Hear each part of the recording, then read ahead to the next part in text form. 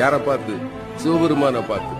உனக்கும் போக்கிடம் கிடையாது, எனக்கும் போக்கிடம் கிடையாது. இங்கதானே இருக்க போறோம், சாப்பிட்டுக்கிட்டு சொல்லுப்பா. இல்லையா, நான் சொல்லியே ஆகணும். அந்த ஏழை சிரித்து கொண்டே சொன்னார், என்ன பெருசா சொல்லிட போற, நீ யார்? அவ்வளவுதானே. நான் சொல்லவா, நீ பரம்பொருள், இங்கு கோயில் கொண்டிருக்கக்கூடிய காசி விஸ்வநாதன், நீ சரிதானப்பான்னா. இறைவன் ஆடி போயிட்டான். ஞானிகளாலும் கண்டுகொள்ள முடியாத என்னை மகனே நீ எப்படிப்பா கண்டுகொண்டாயின்னா.